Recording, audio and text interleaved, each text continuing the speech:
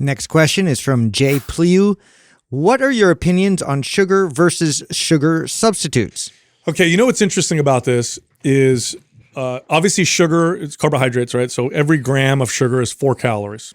And so the theory is, well, if we cut sugar out of people's diets or have them replace their sugar consumption with a sugar substitute that has no calories, we should see weight loss. We should see improvements in health. We should see people solving some of their health issues because they've cut their calories, right?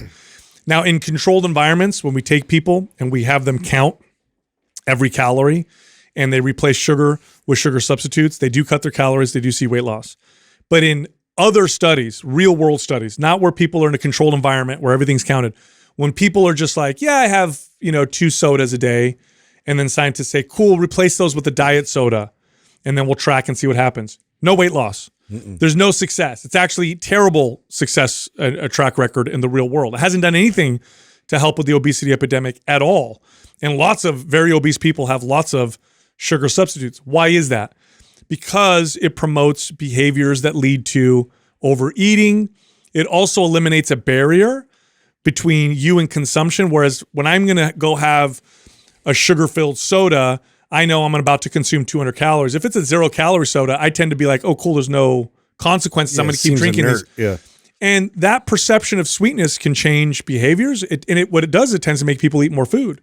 So my opinion is this: if you're someone who tracks everything all the time, then yeah, there could be some benefit there with body composition. But for everyone else, this is zero. It's not gonna help you at all. Replacing your soda with sugar-free soda and not tracking everything else, it's just going to result in this. Again, all the studies show this. It just results in eating more calories elsewhere. It doesn't help. Was that study that you bring up every now and then concerning that? Was it 200 to 500 calorie increase? 500 per day. Oh, you're talking about heavily processed food consumption? Yeah, just in terms of it leading towards like behaviors in that direction and like the cravings. It's just like, in terms of like your body's perception of flavor and sweetness and taste, like you're still seeking that out if that's still being something that's introduced. And a lot of times too, for me, the artificial version, it's so much sweeter, and it's like it almost anything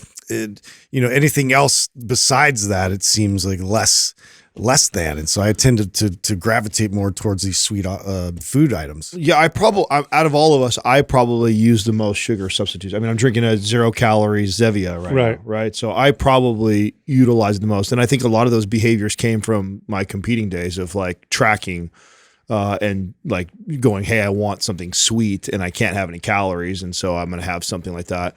But I'm not fooled by the behaviors that come with that. Like, I'm very aware that when I drink 0-calorie drinks, I have a tendency to want to have 2, 3, 4 in a day of it. Mm-hmm. And then I have cravings for other foods. I do notice those behaviors versus if I say, like, there's been times where I don't have an option for a calorie free and I have to drink a regular Coke or a regular Pepsi and I'm craving a soda or a drink, and I'll have it. And I won't have a second or a third or a fourth because I'm very aware of the calorie content in there. So yeah, I don't have much of a dog in this fight as far as of like, am I for them, am I against them? I think I have more of a neutral relationship with them. But like everything else, I mean, I just shared recently on the podcast that I took a fast from, sex and weed and food.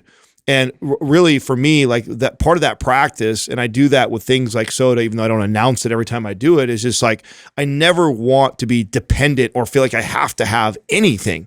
And I do feel that those addictive properties from these 0-calorie type drinks. It's very hard for me to kick the Rockstar thing. It's very hard for me to kick the Zevia drink every single day thing. And I'm aware of it. Like, and I'd never want anything to have control of me like that. So I do allow it to creep into my life, but I also pay attention to my own behaviors on, am I allowing myself to have one a day or one every other day? Or am I having 2, 3, 4, 5 in a day? And it easily can creep up to that. And I kind of set these boundaries with myself of like, okay, I can enjoy those things. But if I start noticing where I'm wanting 1, 2, 3, multiple in a day, like, it's time for me to peel back. Well, I remember when I first became a trainer. So I grew up, we almost never had soda.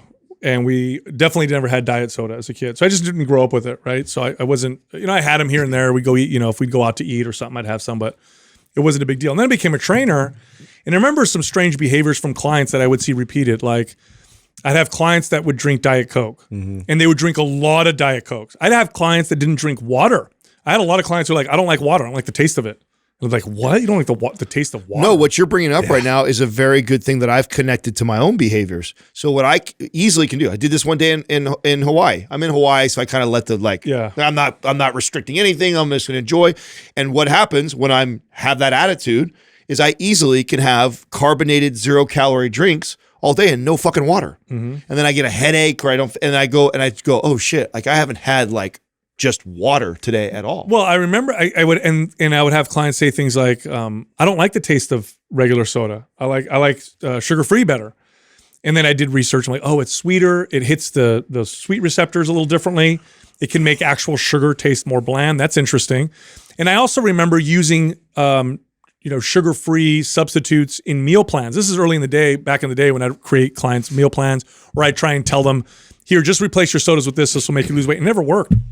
Did you guys ever have clients, besides bodybuilders and competitors, who would track every single thing? That's it. Those are the only people that I ever had success utilizing things that were sweetened with artificial sweeteners. Yeah, I mean, otherwise, did you get any clients where like, oh my God, this was a game changer. It totally helped me lose weight. All I needed to do was switch to diet soda, and I lost all this weight. No, never. No, so many addicted to Diet Coke though. I wonder, like, in terms of that product, for them, like if it at any time like met the same amount of revenue they're bringing in from just regular Coke, because it was like so prevalent. I would love to see that stat. I prefer Diet Coke. You'll never catch me drinking a regular Coke. I feel like they probably kept a little bit of the Coca Leaf formula still in there or something. It's so addictive. I think bet you they make more money. Sal's, I would love to. I bet they do. That's a great stat to pull up, Doug. I would love to see Diet Coke versus Coke as far as revenue. Sales. Yeah, revenue is concerned. I bet Diet Coke rivals it.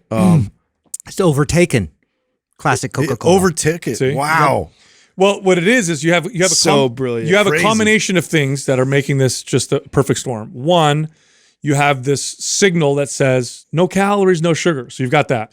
Yeah. Number two, Coke has caffeine in it. Caffeine's got addictive properties. We already know that. So that's there. And number three, it's hyper palatable. And Diet Coke is sweeter than regular Coke. Yeah. Aspartame, which is the sweetener they use, is so much sweeter than normal sugar. They use a tiny, tiny amount. And even the amount that they use, it's powerful. It hits the sweet the receptors that perceive sweetness harder, which is why people who love diet sodas feel like they don't like the taste of regular soda, which I used to think was really weird when I was a kid. This was like that joke. Too. I work in a restaurant, and you get this group of like big people coming in, ordering like every fried food and like disgusting, like huge calorie bomb, and then like, oh, but Diet Coke. Yep. You're saying, why? Like, honestly, like, what are we doing? It's here? because they like it better, actually. I mean, that's if I were to, even though I can't remember the last time. Some of them justified it though as a calorie thing. Yeah, that's stupid. Hilarious. That's afterwards. Yeah. What the driving factor was the taste. Sure. Yeah. So the problem I prefer it. So you would someone would say that about me. Like you'd see me go through, even though I've been through a McDonald's drive-through in decades.